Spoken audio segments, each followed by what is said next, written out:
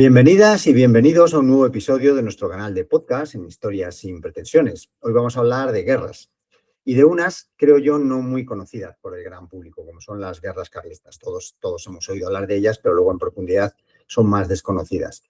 Pero no hablaremos de batallas contadas desde los cuarteles generales, desde los propios altos mandos, ni de grandes discursos políticos. Lo haremos desde otra perspectiva. Vamos a hablar de balas encontradas en el monte, de trincheras olvidadas, de fortificaciones que todavía modelan el paisaje, porque las guerras carlistas, como tantas otras, no solo están en los libros, están bajo nuestros pies.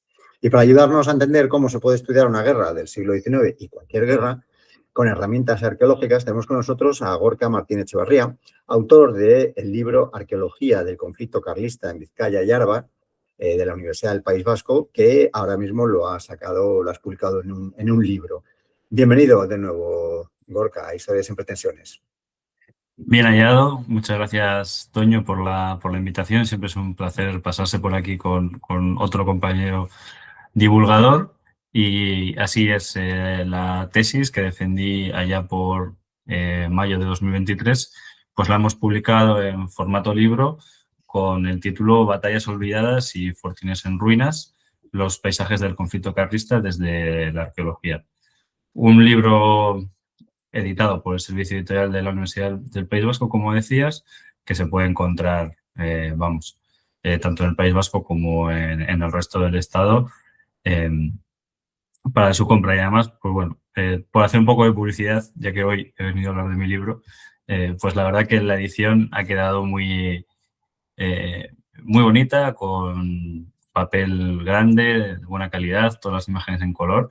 Así que bueno, yo creo que al menos desde la parte de la didáctica y lo visual, pues es bastante atractivo.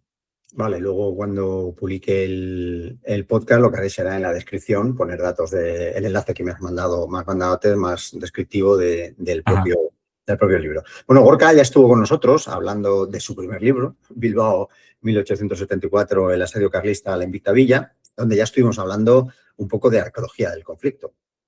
Y hoy vamos a descubrir cómo se escapa una guerra, qué nos cuentan los objetos sobre quienes la lucharon y cómo el paisaje de Vizcaya y Áraba, en este caso, pues sigue guardando la memoria del conflicto. Gorka, si tuvieras que explicar en un minuto qué es arqueología del conflicto, ¿cómo lo harías? Bueno, pues la verdad es que han corrido ríos de tinta, ¿no? Siempre que hay alguna de estas definiciones que tratan de ser categóricas.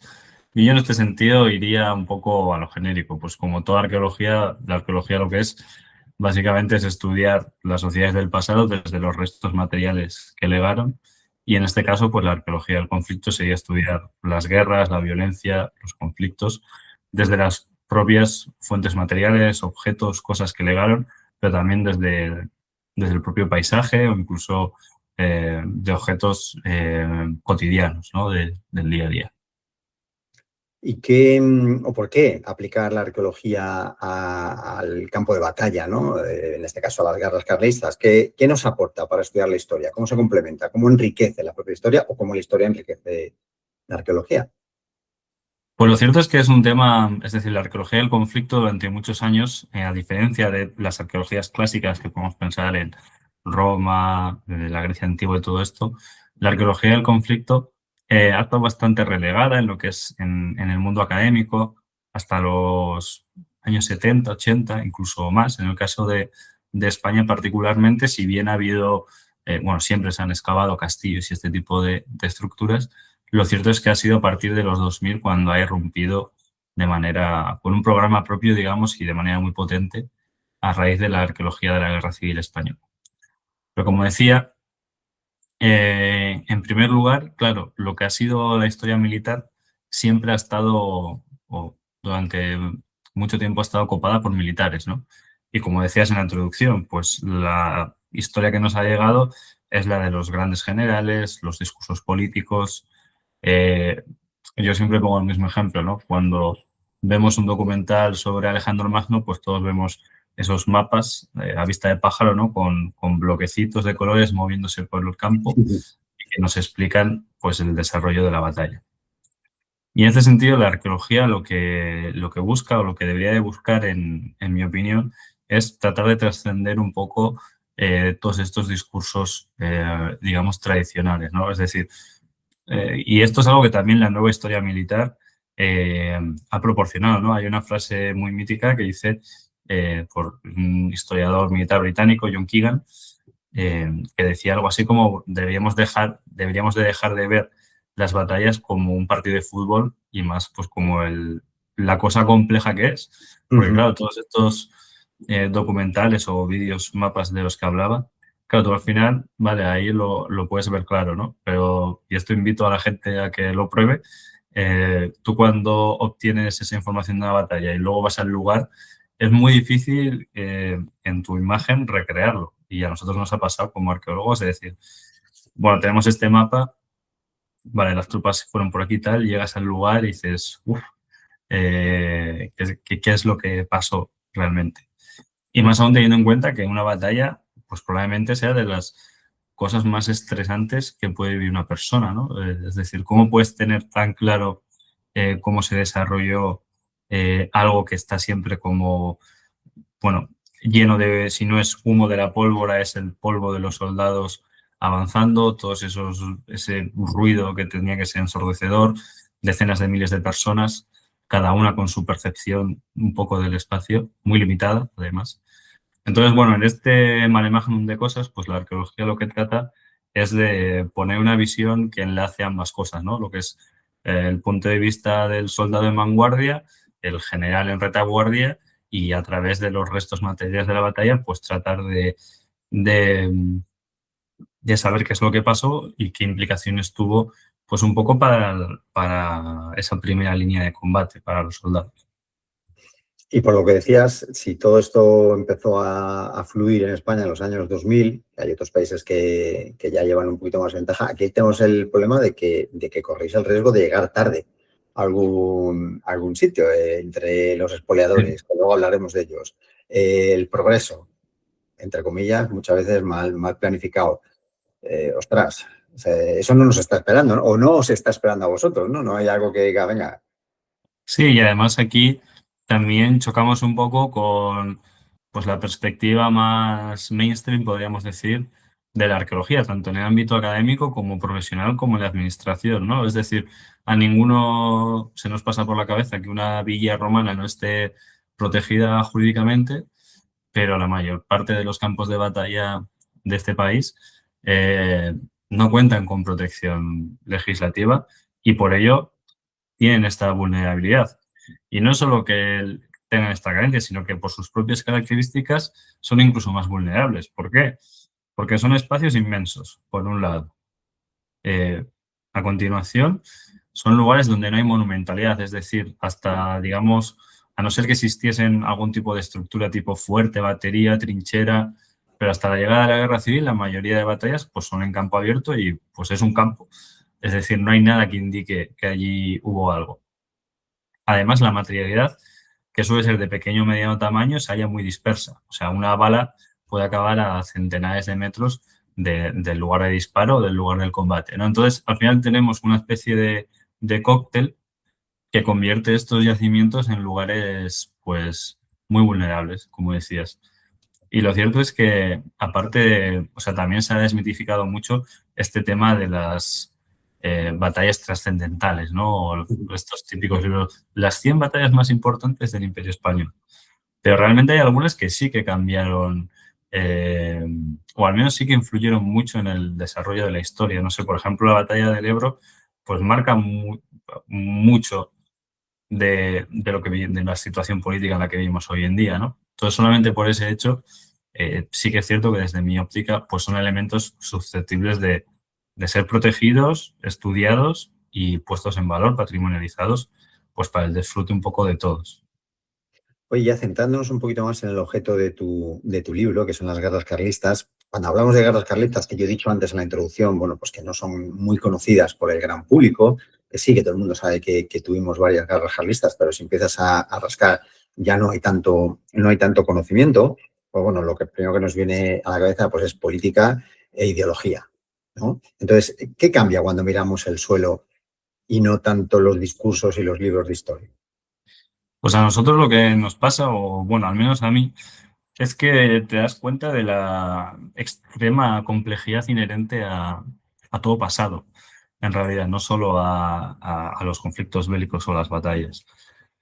Esto, por ejemplo, un ejemplo muy ilustrativo, valga la redundancia, es en el campo de batalla de la Celadilla. Nosotros encontramos un botón de un uniforme de corte militar que ponía en el reverso Garde Nationale Mobilisier. Y gracias a otros paralelos supimos que era un botón usado por la Guardia Nacional Francesa, probablemente en el asedio prusiano de 1871, en la famosa Comuna de París. Ujú. Ello nos dio pie a pensar de que eran uniformes carlistas por dos razones, es decir, porque los liberales tenían sus propios uniformes y por tanto no necesitaban de ese género extranjero. Por otro lado, porque sabíamos que los carlistas compraron material bélico a Francia, tanto fusiles, que a su vez los franceses habían comprado a los estadounidenses para esta guerra franco-prusiana, y por ello, bueno, casaba eso. Y es que además otros compañeros, otro equipo arqueológico, en otro yacimiento, encontró el mismo botón en una torre eh, netamente carlista, que no había sufrido, digamos, cambios de mano ni nada. Entonces, claro, al final, con todo esto, ¿qué es lo que tienes? Pues tienes a una persona, un voluntario, que estaba defendiendo con las armas y con su vida un sistema absolutista de antiguo régimen, es decir, ultraconservador, podríamos decir entre Sí, muchas comillas, pero a su vez vestido con los uniformes del experimento más revolucionario del siglo XIX, ¿no? Que fue la Comuna de París. Entonces, claro, toda esa complejidad que a veces se nos escapa en las fuentes escritas, pues yo creo que es una de las cosas que mayor aporte están haciendo desde la arqueología. Otro caso también fue el hallazgo en, bueno, no recuerdo bien el año, pero fue como unos 4 o 5 años, de una fosa común de soldados de la batalla de Somorrostro, que fue la campaña, digamos, de las más mortíferas y más masivas de la guerra. Y en esta fosa aparecieron varios soldados del batallón Cazadores de Segorbe, si no recuerdo mal. Y bueno, a simple vista se notaba, nos lo dijo el Paco Echeverría, el antropólogo forense que lo excavó, pues que todos eran muy jóvenes, que entre la veintena de años o incluso menos. Y después viendo, digamos, un poco los registros de esa compañía, claro, eran todos de fuera del País Vasco. Entonces, bueno, ya empiezas a ver, pues, no sé, a un pobre chaval que sacaron de un pueblo, de una ciudad del interior, le metieron a un tren con un fusil y una bayoneta y acabó perdiendo la vida pues en esas campas de Somorrostro, totalmente alejado de su casa y enterrado allí, también con lo que supondría para su familia, ¿no? Que al final pues todas esas personas tenían padres, madres, hermanas, hermanos, novias, novios, quién sabe. sí, son personas con nombre y apellido. O sea, es que muchas veces cuando hablamos de muertos pero detrás de todo ese mare magnum de números, ahí había personas, o sea, con su nombre y su apellido y lo que dices tú, con su historia detrás, ¿no? Aunque fuese una pequeña historia, porque si tenía 20 años, estaba precisamente en la fase de hacerla. Entonces, en la arqueología del conflicto sí que puede, y lo habrá hecho, o sea, variar el relato histórico de una batalla, ¿no? Lo que se pensaba que había sido de una forma, luego te pones a analizar todo esto y dices, no, esto no fue como nos han contado hasta ahora, o por lo menos con sus matices. Sí, exacto. Yo creo que la palabra es esa, matizar. O sea, obviamente la historia militar está ahí y las fuentes escritas que nosotros pues, también utilizamos, como es obvio, pues cuentan un relato que la mayor parte de las veces, muchas veces es bastante fidedigno, pero sí que hay que tener ese cuidado pues con la magnificación de las bajas enemigas, la minimización de las propias Claro. y sobre todo pues con esa, claro, que tú al final pues como has dicho, lo que ves son números, ¿no? No sé cuántas bajas tal, pero realmente cuando empiezas a meterte cada vez más en la documentación y lo comparas con los restos que encuentras, pues aparece todo lo que es el dramatismo de una guerra. En lo que se refiere a matizaciones, por ejemplo, nosotros sí que vimos una muy clara. eh, Según la mitología o la leyenda que había de la guerra carlista, es que el ejército carlista prácticamente iba armado con el fusil del abuelo, ¿no? Con la escopeta de tal. Y tanto la cultura material, o sea, la munición que encontramos en sus posiciones, como la arquitectura que hemos visto que desarrollan viene a desmentir todo eso. O sea, por un lado tenemos un tipo de munición que, si bien no es tan avanzada como la liberal, sí que es ya una munición de retrocarga, de cartucho metálico, bala ojival, pólvora negra, empleada en los fusiles, que es un modelo de 1866. Es apenas de menos de 10 años y compite casi en igualdad de condiciones con el Remington, el que usaban los liberales. Y además lo vemos, al menos en lo que es en Vizcaya, que estaba bastante estandarizado en los batallones vizcaínos.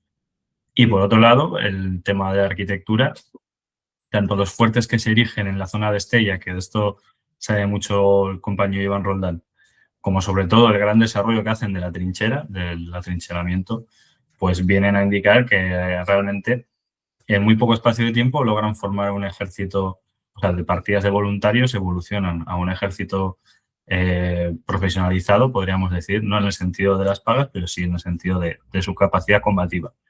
Y en el Teatro del Norte, bueno, plantan batalla al ejército liberal en igualdad de condiciones y en algunas veces pues ganan y otras veces pierden. Pero todo esto lo que nos habla es de un nivel de desarrollo de ese microestado carlista o de esa formación política, pues bastante alto para tener en cuenta el punto de partida.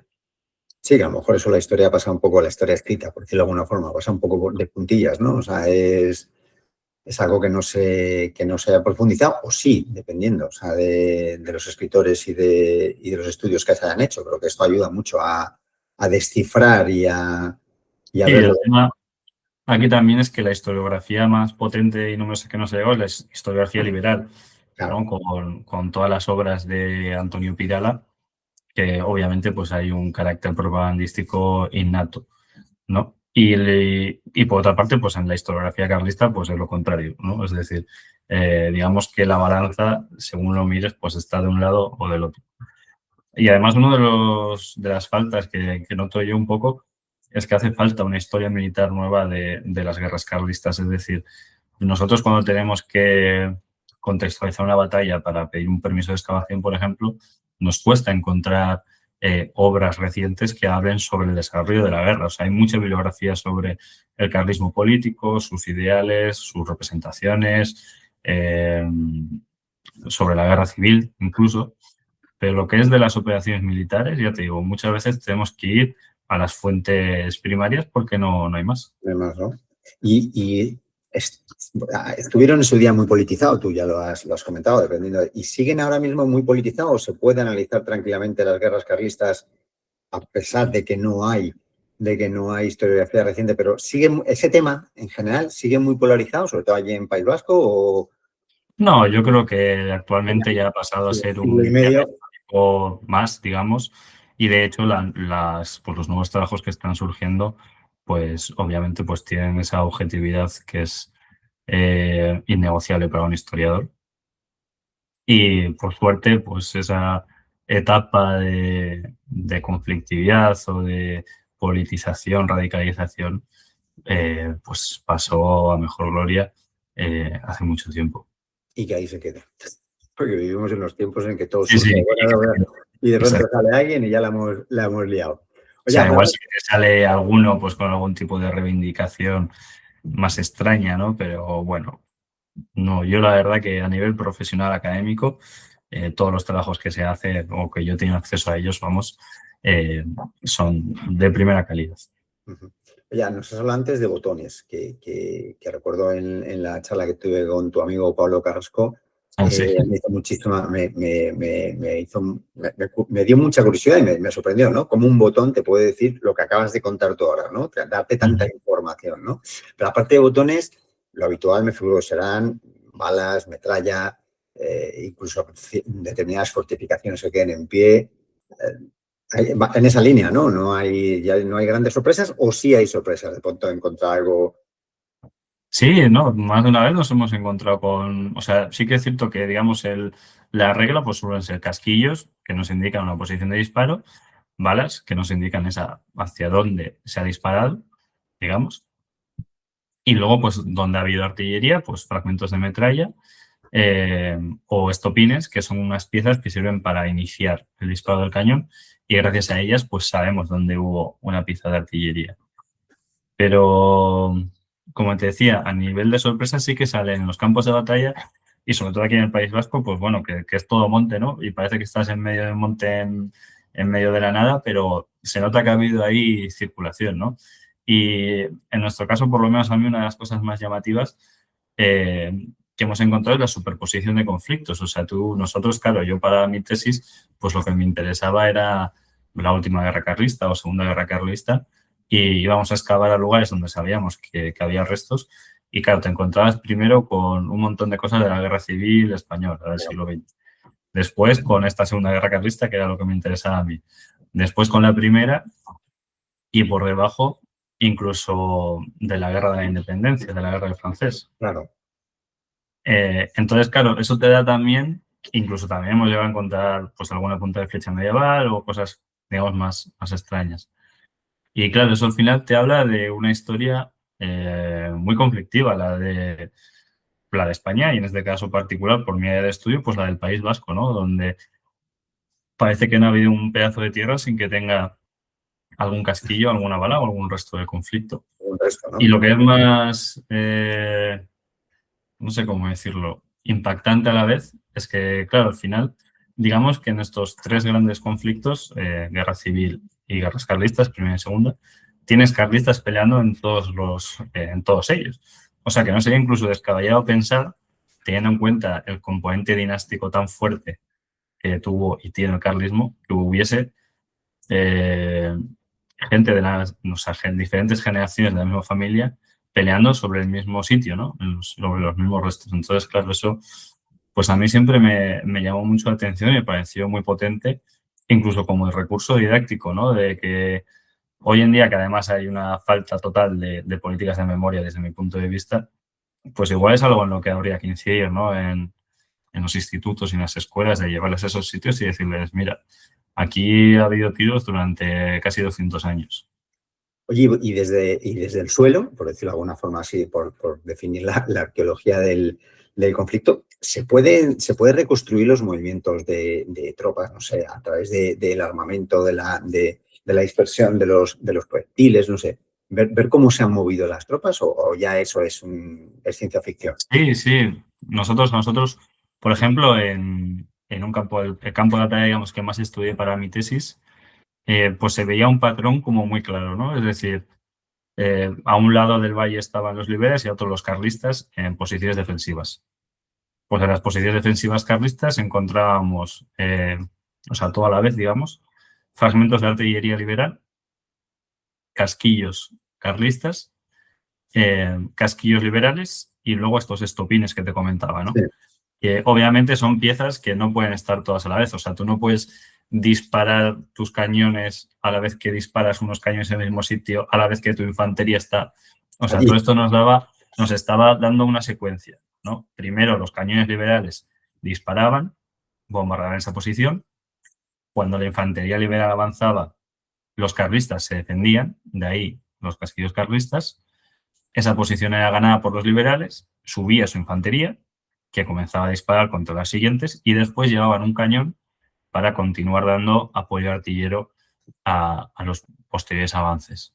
Todo esto, claro, obviamente siempre contando con la ayuda de las fuentes escritas, que al final también el juego bonito es ir comparándolas y ver cómo las cosas pues tienen sentido o no. Joder, suena apasionante el poder ver tener una visión tan completa de lo que sucede en un campo de batalla. Estamos hablando de campos de batalla, pero también hay excavaciones sobre asedios urbanos, ¿no? Porque tú en el trabajo, en el libro, pues hablas de Portugalete, de La Guardia, de Bilbao, que ya lo comentabas en el libro que hemos comentado antes, ¿no? Entonces, analizando defensas, tácticas y efectos materiales de los bombardeos. Sí, así es. ¿Era una investigación distinta, una arqueología distinta o basada en lo mismo, mismas técnicas, mismas? No, en realidad es totalmente diferente. O sea, de hecho, digamos que para la tesis mi primera actividad así grande que hice fue revisar pues las intervenciones que se habían hecho en el País Vasco arqueológicas buscar la palabra carlista y ir viendo qué salía, ¿no? Y bueno, salían campos de batalla, pero también aparecía que en muchas villas, que aquí por las leyes de patrimonio que hay, cualquier intervención que se haga en los cascos antiguos, es decir, dentro de las murallas históricas de las villas, tiene que tener un seguimiento arqueológico. Y si esa obra va a afectar al subsuelo, pues se tiene que hacer algún tipo de intervención valorativa. Sondeos o, bueno, depende de la cantidad de los restos, pues se decide qué hacer y qué no. Que claro, la sorpresa vino cuando en varias de estas excavaciones se documentaron restos que se correspondían con la guerra carlista a nivel cronológico y sobre todo que había un patrón, es decir, encontraban niveles de cenizas muy marcados, niveles con mucho escombro, incluso munición, tanto de artillería como de fusilería. Entonces, claro, luego poniendo en común estos hallazgos con la historia, el devenir de la guerra, de las operaciones militares, pues a lo que llegamos, a la conclusión que llegamos, es que aquellas villas que habían sido asediadas habían sufrido cierta destrucción y a raíz de ello, pues se habían tenido que levantar pues nuevos edificios. Entonces, básicamente, lo que hacían era terminar de derruir el edificio en cuestión, usar todos los escombros para nivelarlo y ahí pues quedaban obviamente pues las municiones empleadas, los proyectiles de artillería lanzados, esos niveles de incendio de carbón y luego erigían el nuevo edificio. Como decías, esto yo traté en el caso de Portugalete, en el caso de La Guardia y también había bastantes indicios en Hernani y en Guetaria, pero que bueno, eso pues quedará para una futura publicación. Y en este caso lo que también fue muy, muy interesante y hasta el momento nadie había recaído en ello, es que había restos bajo el suelo, pero también sobre él, porque la arqueología también se puede hacer bajo cota, o sea, sobre cota cero. Y es que muchos edificios preveían impactos, marcas de impacto, agujerillos, digamos, tanto de fusiles como de artillería. Entonces ahí hicimos un trabajo pues bastante laborioso, la verdad, tengo que decirlo, de tomar las fotografías, rectificar esas fotografías y sobre ellas dibujar a modo de croquis pues estos, o sea, el aparejo de cada edificio y los impactos.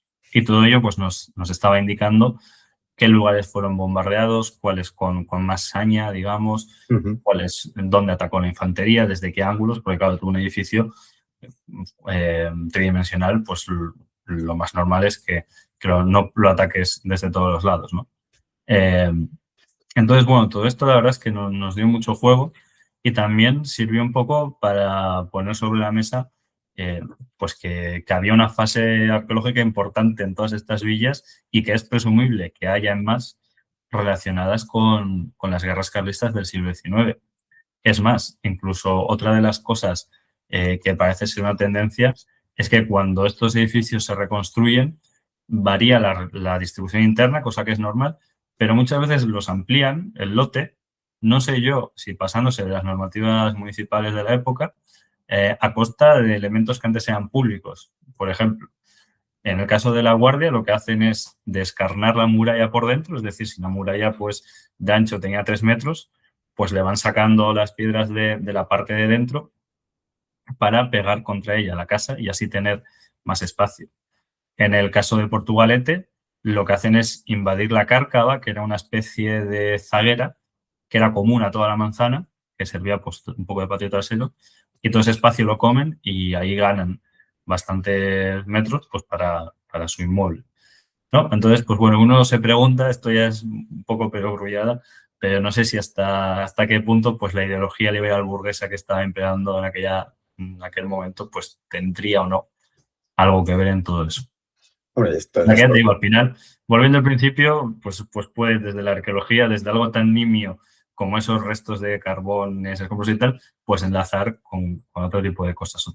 Esto no lo he escrito en ningún lado, no he puesto ningún artículo, es simplemente una idea de olla mía, pero bueno, yo creo que algo hay ahí. Oye, y otro concepto también es el de la guerra estática, ¿no? Pero esto ya está referido a la típica guerra de trincheras, de fortificaciones, ¿no? O sea, ya no hay movimientos de tropas, si me equivoco, Gorka, me corriges, ¿no? Hemos hablado del campo de batalla abierto, hemos hablado de los asedios en las ciudades, pero luego hay un concepto que es guerra estática que creo que va referido a eso, ¿no? Sí, exactamente. Yo, bueno, propuse esos tres grandes bloques porque creo que ejemplifican un poco pues, las acciones de guerra principales. Y en esos dos previos, en las batallas y en los asedios, pues sí que es cierto que hay una serie de movimientos, acciones ofensivas o defensivas. Y en esto de la guerra estática, pues lo usamos para definir todo lo concerniente pues, a creación de posiciones, bueno, hemos decidido que hemos avanzado hasta aquí, vamos a fortalecer el frente, a fortificarlo con diferentes estructuras. Y en este caso, pues las reglas del juego, digamos que cambian un poco. Sí que es cierto que siempre habrá pequeñas acciones, escaramuzas, un tiroteo esporádico, pero bueno, lo que prima ya en este momento no son grandes ataques, sino pues el mantenimiento del territorio propio, la amenaza del contrario y en todo caso, pues alguna pequeña acción ofensiva para ampliar ese territorio. Y quedan ese tipo de fortificaciones, pequeños búnkers, por decirlo de alguna forma.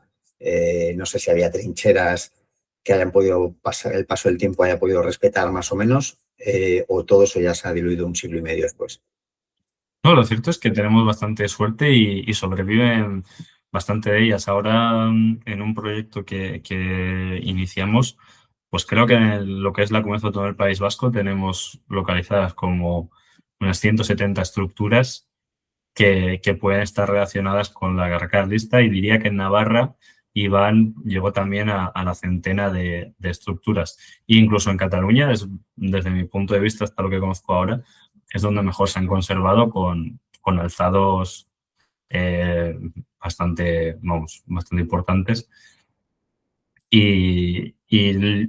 Otra de las cosas que nos sorprendió cuando empezamos a estudiar esto es que hay una heterogeneidad muy amplia a nivel tanto de formas de planta, es decir, pues un fuerte cuadrangular, trapezoidal, triangular, hay muchísimas variaciones y también hay mucha variación en las técnicas, o sea, puede haber fuertes de sillería, de ladrillo, torres, pero también fortificaciones eventuales de tierra, mucha trinchera, sobre todo por parte carlista, y en general, pues refuerza toda esta idea de la complejidad. Y esto es algo que algún día deberíamos de entrarle porque obviamente, o sea, una fortificación se construye de una determinada manera por algo, no es el capricho del ingeniero de turno, ¿no? Que haya un fuerte con forma de estrella en un lugar, pues tiene que tener algún sentido. Entonces, por eso, pues esta idea de hacer el catálogo, que llevamos un tiempo dándole vueltas, pues sería para mí una de las principales acciones que quiero hacer a corto plazo. Y aparte del paso del tiempo, que más o menos respete todo este entramado que estabas comentando, ¿hay protección institucional? O sea, ¿ha habido preocupación por parte, pues no sé si el gobierno de Euskadi o ayuntamientos, diputaciones, que se hayan preocupado por esto? Sí, sí, lo cierto es que y aquí hemos dado grandes pasos y yo creo que es algo de lo que sentirnos muy orgullosos a nivel personal de todo el trabajo que se hizo a partir de 2015 aproximadamente, que hoy en día muchos de estos elementos, de hecho, precisamente, justo en estos días se está trabajando en el inventario patrimonial de Bilbao y se van a incluir las fortificaciones que quedan y los restos en ese inventario y en esa protección legal. Y además, curiosamente también, esta es otra de las cosas que llevamos en el trabajo de fin de grado, particularmente en Euskadi hay mucho topónimo que relacionado con castillo, castillo pequeño, castillo mayor, Gaztelu, que es castillo en euskera.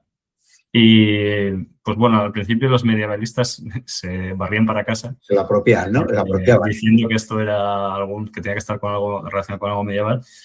Pero lo cierto es que claramente ese topónimo es de origen decimonónico porque está señalando la existencia de un fuerte y además relacionado. Por ejemplo, en Bilbao este castillo pequeño se refiere a un fortín que daba apoyo a Castillo Mayor, que era pues un cuartel de mayores dimensiones, ¿no? Entonces, digamos que sí, ya te digo, por suerte De hecho, fíjate, esto fue una cosa curiosa a la vez que casi una putada, pero justo antes de depositar yo la tesis, que ya es el último paso, que es lo que quieres hacer y olvidarte un poco, pues uno de los fuertes que yo había dado por desaparecido, encontraron restos de él en el Andio, el fuerte de Aspe.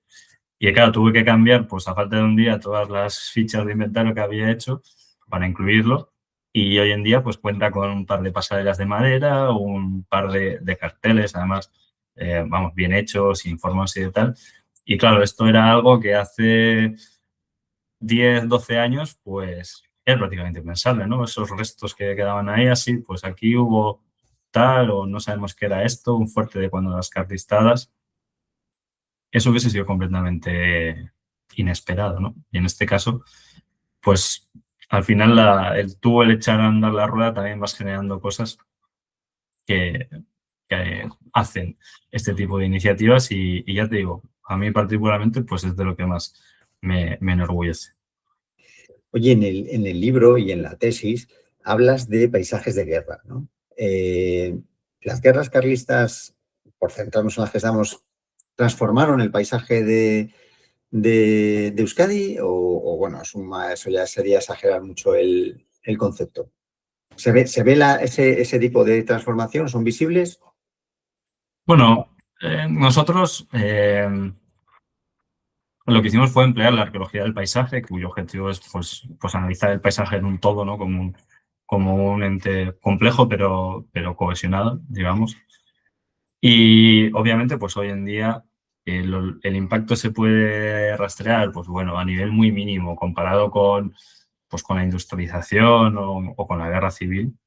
Eh, no tanto, pero ya te digo que al final eso íbamos colocando estas trinchetas, estos puntos en el mapa y realmente te das cuenta de que hay pocos montes, y mira si hay montes en el País Vasco, que no tienen algún resto de esta época. Entonces, en ese sentido, eh, no sé si una transformación, pero al menos sí que generaron un paisaje bélico propio que incluso fue reaprovechado durante la guerra civil conscientemente. Es decir, en este campo de batalla que te comentaba, había partes del ejército sublevado que decían, en la peña Orbaliza del Monte Celadilla han construido trincheras, las mismas de los carlistas, no, han arreglado trincheras, las mismas de los carlistas utilizadas. O sea que incluso en la guerra civil se era consciente de la existencia de todas estas estructuras y en muchas ocasiones las reutilizaron, pues cavaron un poco más para que vas a hacer una trinchera nueva, si lo que tienes que hacer es reexcavar la antigua.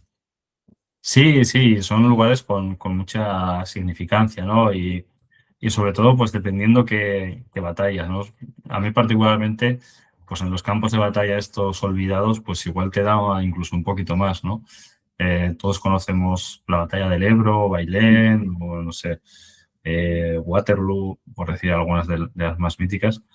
Pero claro, cuando llegas a un sitio que tú ves un valle idílico, todo con prados verdes, las vaquitas, las casitas, el bosque tal, y empiezas a ver trincheras, restos, sobre todo, a mí me pasaba con una posición carlista que fue, bueno, encontramos pedazos de artillería, pero tutiplén, o sea, una salvajada, incluso 2 proyectiles todavía enteros que no habían estallado, que fueron entregados a la Guardia Civil. Eh, claro, al final dices, joder, aquí hubo chavales de 19, 20 años apretujados en una trinchera aguantando este bombardeo, esta lluvia de plomo y de hierro y probablemente viendo heridas pues muy bárbaras, ¿no? Y quién sabe, ¿no? Te pones un poco en ese lugar y pues un escalofrío ya te recorre el espinazo. Claro, vosotros encima que vais a estudiar eso, pues sois más conscientes todavía de que muchas veces pues, puedes ir caminando por el campo sin saber que ha habido algo ahí y no te enteras, ¿no? Oye, y lo hemos mencionado antes, uno de vuestros principales enemigos son el expolio con detectores, ¿no? Sí, sí, sí, lamentablemente.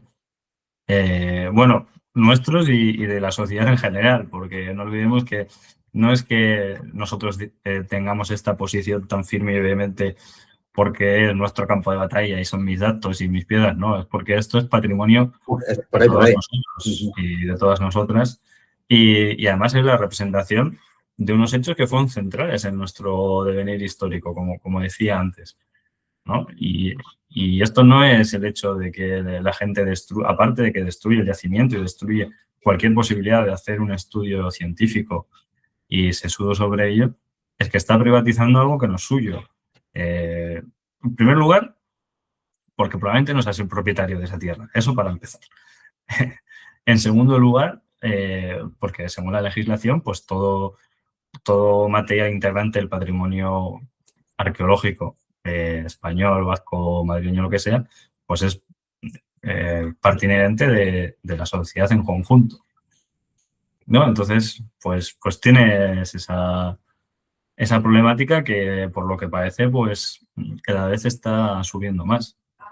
Sí, bueno, Y las redes sociales, por encima tienes que ver al gilipollas de turno sí, sí, alardeando de todo lo que ha, porque dices, bueno, vale, lo ha encontrado y luego se viene a la policía, viene a un museo, lo que sea, y lo pone a disposición de una institución, pero no, simplemente, muchos me figuro que harán tráfico con él, ¿no? Que venderán ese eso tipo. aparte. Sí, ¿Eh? sí. Incluso, bueno, cualquier persona puede ahora mismo buscar en Wallapop resto arqueológico o arqueología o me da igual, o incluso poniendo la palabra carlista, pues te saldrá balas del campo de batalla de este o de otro lado. Y es un mundo muy oscuro, ¿eh? Nosotros, bueno, tanto Pablo como yo, pues que tenemos experiencia un poco con manejar este tipo de situaciones. Y la verdad que considero que siempre hemos sido muy aperturistas, incluyendo a exdetectoristas o a gente interesada en el tema, que la mayoría, o muchos al menos, pues lo hacen de manera inconsciente, ¿no? No saben que es un delito y no saben el daño que acarrean. Pero muchos otros lo saben y hay una actitud consciente por su parte para destruir yacimientos, coger lo que les apetece Ujú. y desechar lo que ellos piensan que no es valioso. Obviamente todo esto sin ningún tipo de registro. Y con lo que nos ponemos también a nosotros muchas veces un problema delante de la administración, porque como te imaginarás, pues si un arqueólogo o un técnico de arqueología de cualquier diputación va a dar un permiso a alguien que dice que va a usar un detector, aunque sea de manera científica y rigurosa, pues más de una vez ya nos ha pasado que hemos tenido que ir a explicarlo, a mandarles bibliografía, tal, esto. O sea que básicamente sí, nos fastidian de múltiples maneras y es una batalla que la tratamos de dar, pero pues no sé hasta qué punto, en qué punto nos encontramos. No, bueno, tiene que haber ley, que no sé si Sí, hay legislación o se la pasan por los caprichos, también puede no, ser.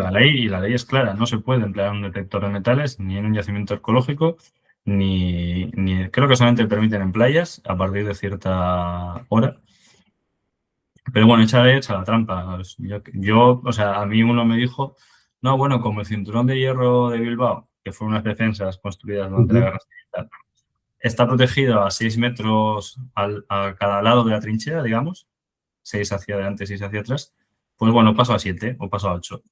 Y pues al fin y al cabo, lo que te vas a encontrar dentro de esos 5 metros, pues no va a distar mucho del otro.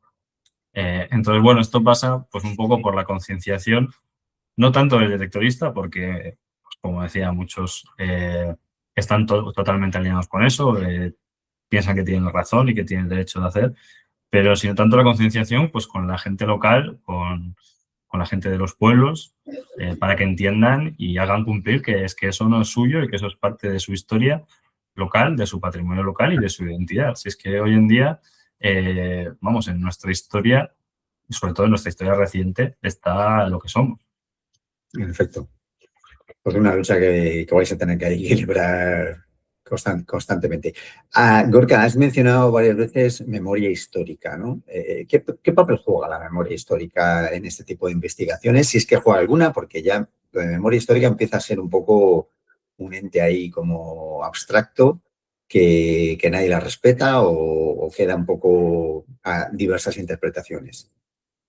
Bueno, en el caso de las guerras carlistas, nosotros tuvimos un debate al principio de cuando iniciamos esta línea acerca de si las guerras carlistas eran memoria, eran historia. Y bueno, llegamos un poco a la conclusión de que eran historia. Es decir, En primer lugar, claro, la guerra civil, digamos que supuso una tabula rasa muy importante, a partir de la cual pues, los conflictos anteriores quedaron algo más, no sé si marginado es la palabra, pero al menos más en el olvido. Y es evidente y tiene que ser así, que en la guerra civil pues hay heridas y hay responsabilidades que no se han depurado. Y de hecho, en el debate público lo podemos ver, no cada día, pero casi. Estas amargas discusiones entre partidos políticos, bueno, partidos políticos y sociedad, ¿no? Que parece que todavía se están tirando, no se están disparando, pero vamos, poco les falta.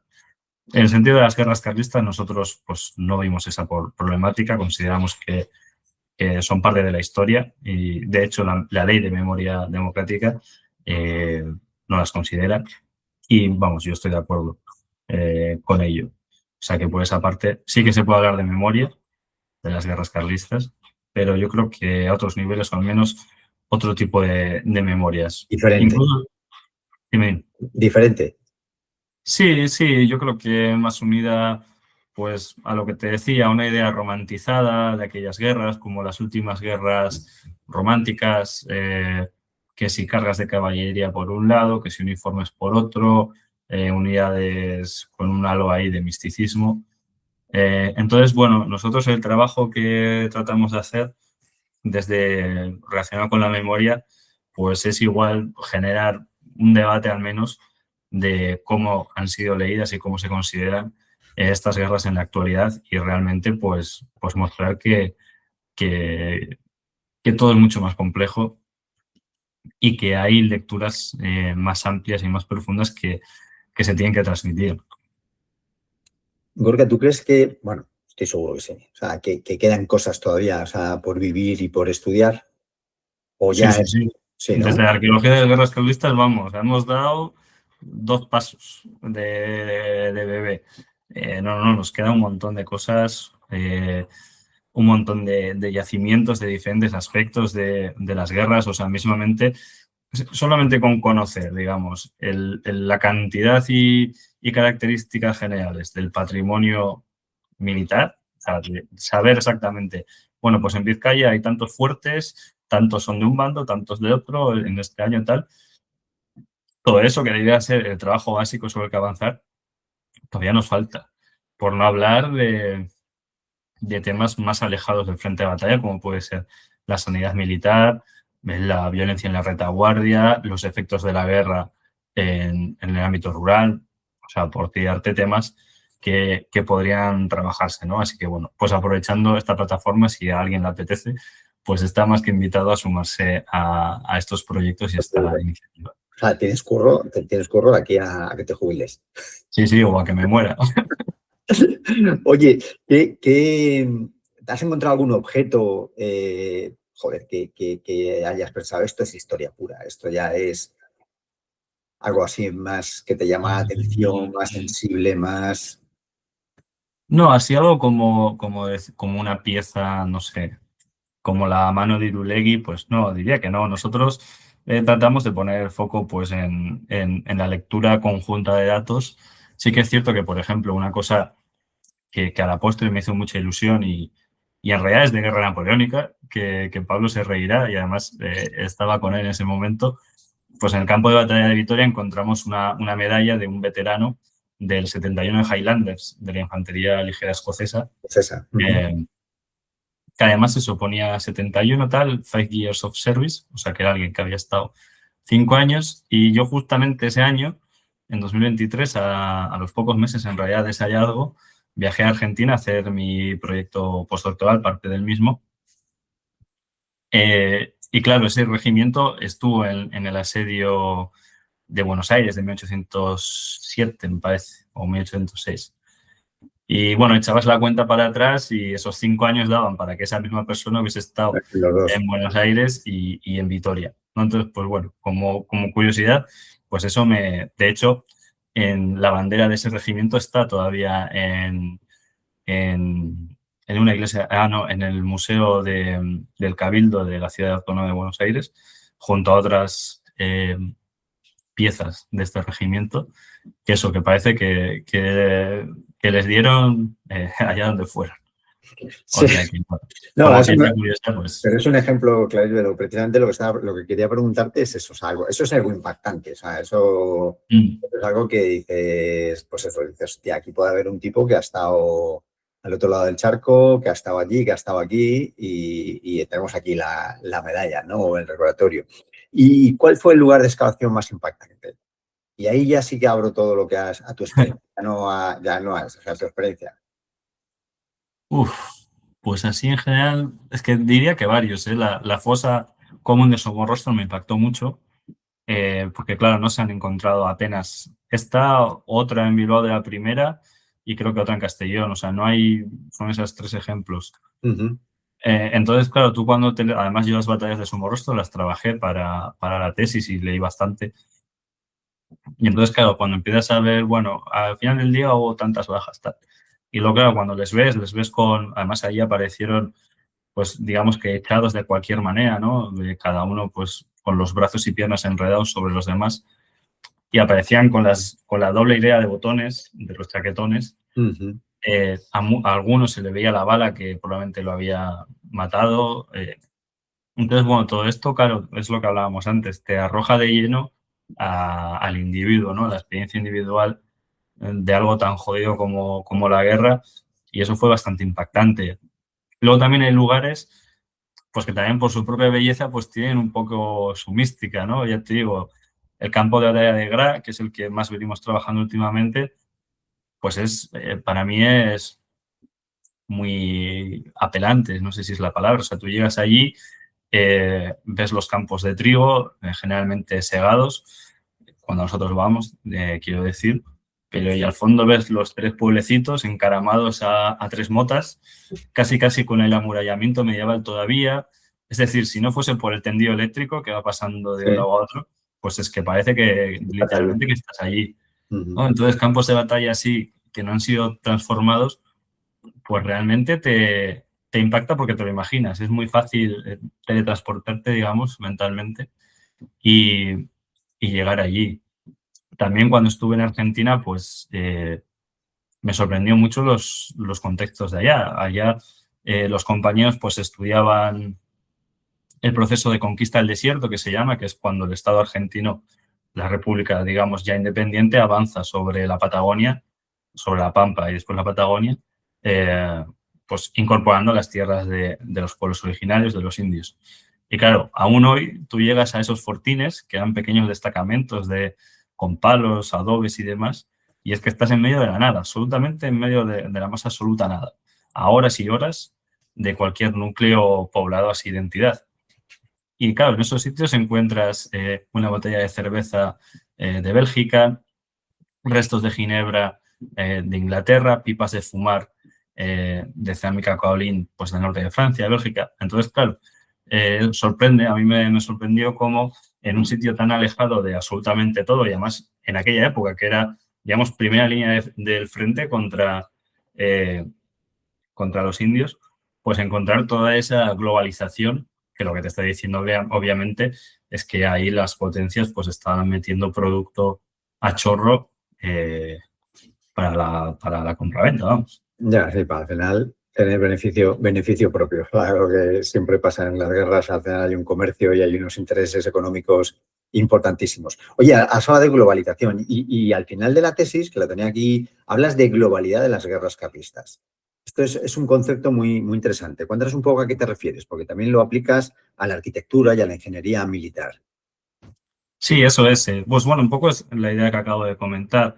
Eh, Durante mucho tiempo, digamos que la historiografía tradicional ha considerado las guerras carlistas, no te diría algo como netamente español, sino directamente vasco o vasco-navarro, ¿no? Como ese foco en la particularidad eh, española que Daniela Quillvé, que creo que también se ha pasado por aquí, Sí. pues en España con honra desmiente mucho esta idea de la excepcionalidad española.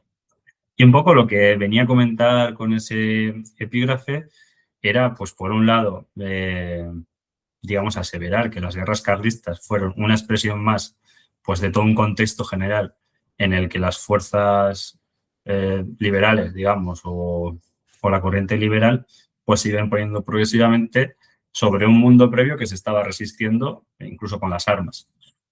Y digamos que esa globalidad de las ideas, de esa lucha ideológica, también tenía su materialización.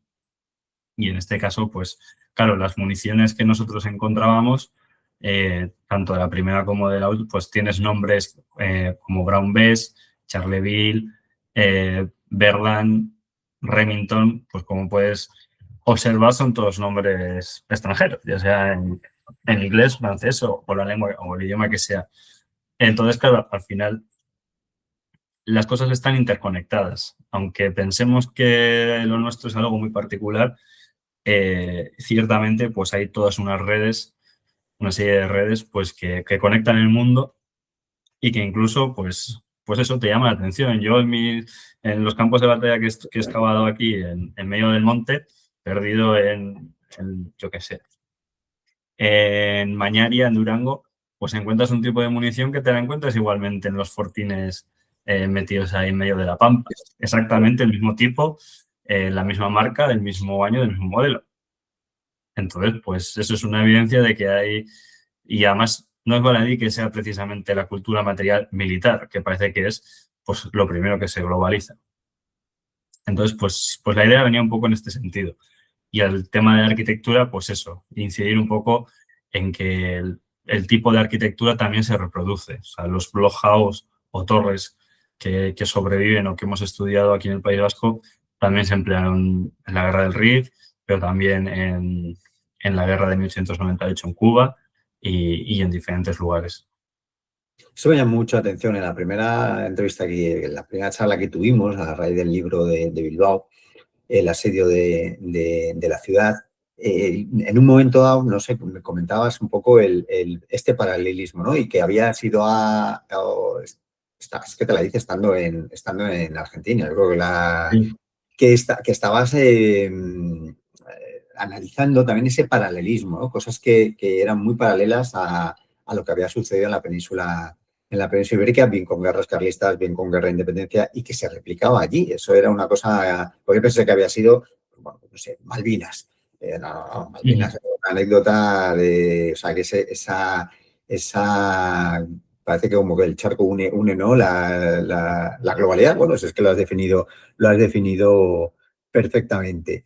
Daniel, que le acabas de mencionar, cuando también una entrevista que le hice, hablaba de la guerra de independencia y decía que, bueno, que prácticamente había sido una guerra internacional, que aquí había luchado jugando, o sea, pues, al final es todo que nos quedamos muchas veces con una idea muy segmentada o muy sesgada de los conflictos y son mucho más, lo has dicho tú, la guerra carlista, mucho más complejo de lo que a priori aparentan, y cuando te pones a estudiar te das cuenta que ni fueron tan románticas las guerras carlistas, ¿verdad? Bueno, Es una guerra, o sea, con lo cual la crueldad está sobre la mesa. y ya te digo, si es que incluso te pones a ver un poco las biografías de los personajes y circulaban de aquí para allá, no sé, Alfonso Carlos, Francesc Savalls.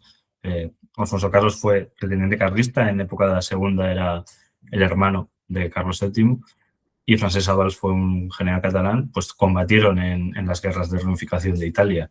Eh, También hubo voluntarios extranjeros combatiendo aquí, ¿no? Que al fin y al cabo, pues que no nos pensemos que el mundo globalizado, conectado, pues empezó hace 50 años, sino que ya antes existían estas redes y claro, analizarlo así de esta forma conjunta, pues también yo creo que aporta mucha más comprensión de lo que realmente fue todo aquello. Seguro, seguro. Pues creo que hemos llegado al final de esta súper interesante charla. Yo creo que hoy hemos aprendido que la historia no solo se lee, también se pisa, en el buen sentido, Así es. en el buen sentido de la palabra, que las guerras carlistas no son únicamente debates dinásticos. Bueno, que en la otra charla, hablando del concepto de guerra carlista como motivado por un efecto de la sucesión, ¿no? Una guerra sucesoria, me dijiste que nanay, o sea, que eso era un punto más, pero lo que acabas de comentar, que es el espectro de la guerra carlista es tan amplio que aquello, bueno, a lo mejor fue la espita pero había mucho Sí, más. al final, y además era un choque que ya se estaba viviendo Este, de años anteriores. pues como siempre, cuando hay un cambio tan brutal y tan novedoso y que se quiere hacer tan rápido, pues siempre hay corrientes opuestas y al final lo que encontramos es, a lo largo del 19, pues toda esa pulsión entre elementos liberales y tradicionalistas, carlistas, realistas o al menos reacios al cambio. Y que la sucesión fue la chispa, o sea, que se aprovechó ese momento Sí, histórico. luego también, y durante el resto de guerras carlistas, pues bueno, fue un poco la excusa, que no quiere decir Usa. que su objetivo no fuese entornizar a los pretendientes, ni Sí, mucho menos, clarísimamente, pero que había mucho más pero de... había un trasfondo pues mucho más complejo. Pues gracias, Gorka, por No, ayudarnos gracias a a ti, mirar, Toño. ayudarnos a mirar el siglo XIX desde el suelo y no solo de lo que nos dicen los libros y los archivos, porque nos has dejado claro que la arqueología complementa perfectamente y con una visión totalmente distinta a lo que podemos leer en un libro, ¿no? Y gracias a nuestros oyentes por estar al otro lado de las ondas, que nos escucharemos en el próximo episodio. Y una vez más, no sé cuántas te las he dicho, pero te lo puedo estar diciendo correctamente. Gracias, Gorka, Gracias a ti, Toño. ya no Siempre, solamente por estar aquí, sino por hablarnos de esta forma tan ilustrativa de lo que fueron las guerras carlistas y de lo que nos enseña el suelo y todos los restos arqueológicos que todavía hay y que, como tú has dicho antes, hay que seguir trabajando porque tenéis curro ahí sí, hasta, sí. hasta dentro de muchos años. Seguiremos en la trinchera, nunca mejor dicho. Así que, pues nada, mandar un saludo a tus oyentes, darte las gracias a sí mismo. Y lo dicho, pues encantado y hasta la próxima. Hasta la próxima.